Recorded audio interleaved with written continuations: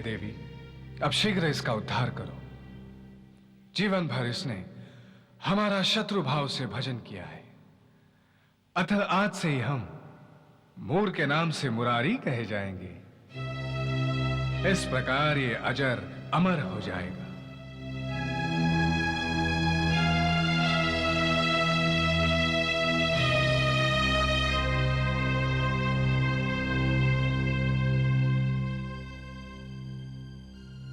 हे मां, मुझे मुक्ति दे।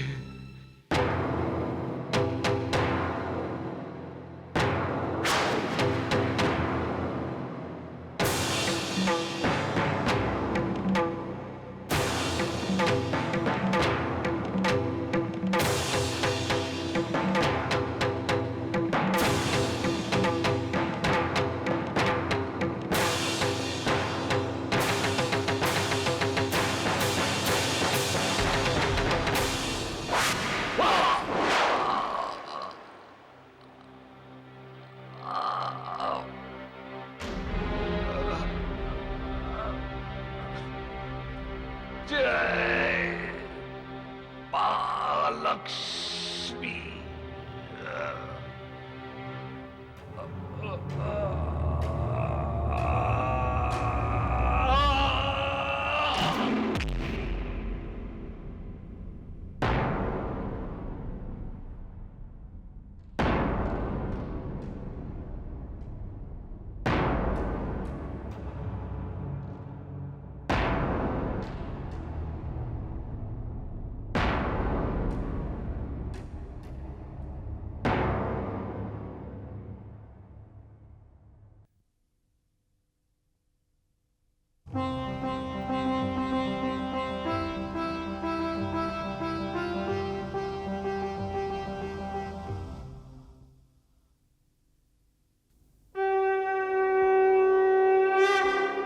नमस्तेस्तु महामाये श्रीपीठे सुरपूजिते शंख चक्र गदाहस्ते महालक्ष्मी नमोस्तुते। नमस्ते गरुडारूढे कोलासुर भयंकरी सर्व पाप हरे देवी महालक्ष्मी नमोस्तुते। सर्वज्ञे सर्वबले सर्वदुष्ट भयंकरी सर्वदुःख हरे देवी महालक्ष्मी नमोस्तुते। सिद्धि बुद्धि प्रदे देवी भुक्ति मुक्ति प्रदायिनी मंत्रमूर्ते सदा देवी आद्य शक्ति महेश्वरी। आद्यंत रहिते देवी आद्य शक्ति महेश्वरी योग जे योग संभूते महालक्ष्मी नमोस्तुते। स्थूल सूक्ष्म महारौद्रे महाशक्ति महोदये महापाप हरे देवी महालक्ष्मी नमोस्तुते। पद्मासन स्थिते देवी परब्रह्म स्वरूपिणी परमेशी जगन्मातर महालक्ष्मी नमोस्तुते।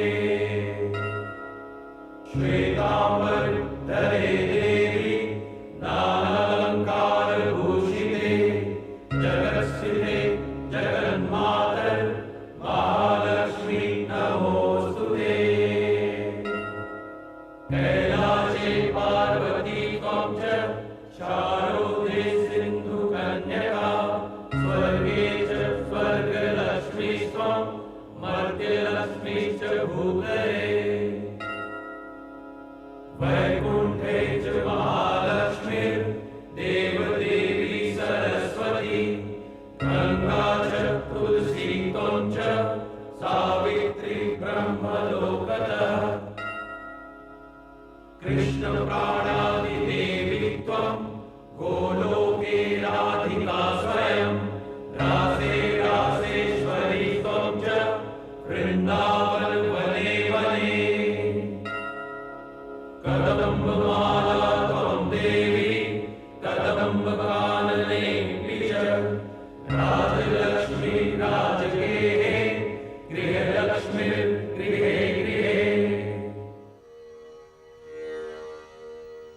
देवी वैष्णवी, इन देवताओं के द्वारा यहां प्रथम बार आपकी पूजा की गई है, अतः आप यहां सदा सर्वदा विराजमान रहेंगे।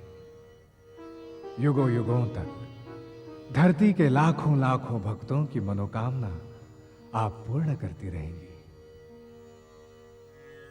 हे देवी, इस पर्वत पर आप भक्तों को रिझाने के लिए अनेक लीलाएं करेंगी। फिर कलयुग में हंसाली ग्राम के पंडित श्रीधर की मनोकामना पूर्ण करने के लिए इस निर्जन पर्वत को आप यशस्वी बना देंगी। हे भगवान विष्णु की अंश शक्ति माता वैष्णवी, परम पावन भारत भूमि के उत्तर में गिरिराज हिमालय के मुकुट की भांति शोभित यह त्रिकूट पर्वत आपके कारण विश्व का एक महान तीर्थ बन जाएगा। दूर दूर देशों से श्रद्धालु भक्तजन आकर आपकी पूजा अर्चना करके अपना जीवन धन्य बनाएंगे। हे सनातन शक्ति माता वैष्णवी, हे भक्तों का मंगल करने वाली, आपकी जय हो, जय हो, जय हो।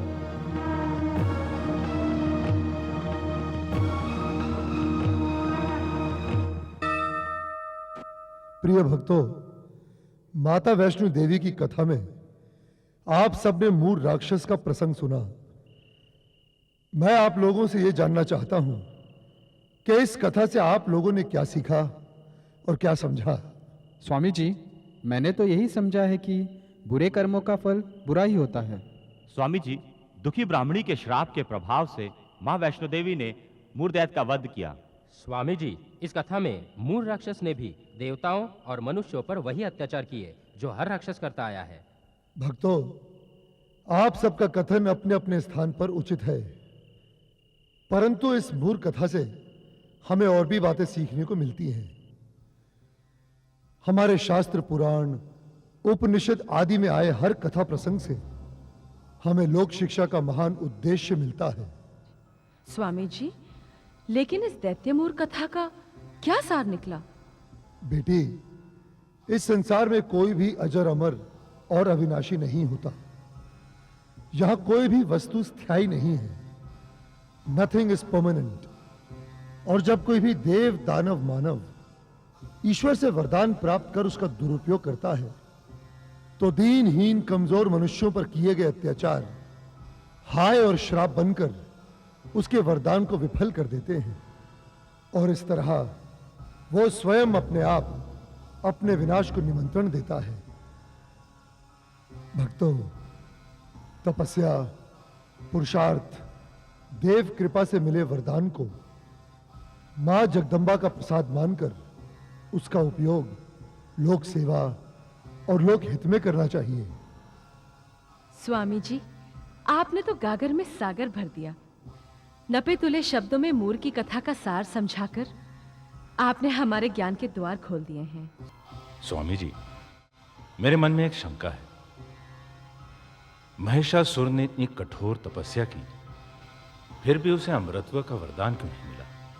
वत्स, इस संसार में, इस सृष्टि में ईश्वर के अतिरिक्त कोई भी वस्तु स्थायी नहीं है, अटल नहीं है, अमर नहीं है। महिषासुर इन्हीं नियमों के विरुद्ध ब्रह्मा जी से वरदान मांग रहा था। ब्रह्मा जी ये जानते थे कि महिषासुर असुर होने के कारण तामसिक प्रवृत्ति का है। उसके रोम रोम में प्रतिशोध, हिंसा और अत्याचार के भाव भरे हुए हैं। इसीलिए ब्रह्मा जी ने उसकी बुद्धि भ्रमित करते हुए उसे स्वयं ही अपनी मृत्यु का आधार निश्चित करने के लिए कहा।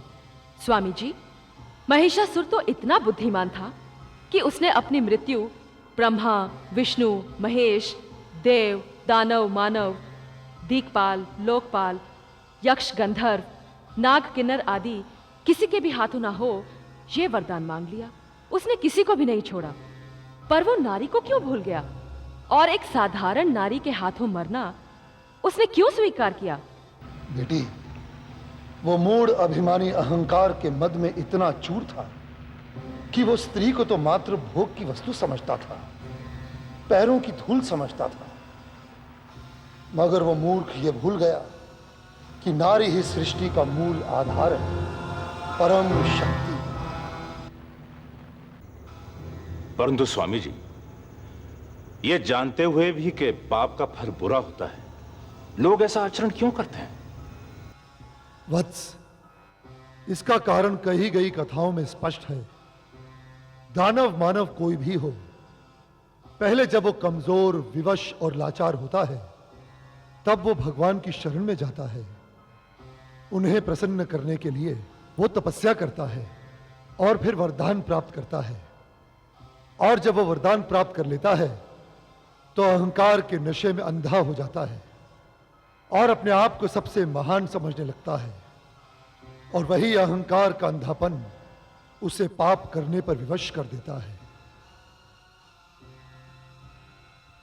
और फिर एक पाप 100 पापों को जन्म देता है, और एक दिन उसका वही परिणाम होता है जो दुष्ट दैत्यराज महिषासुर का हुआ था, हिरण्याकश्यप का हुआ था, मूर दैत्य का हुआ था।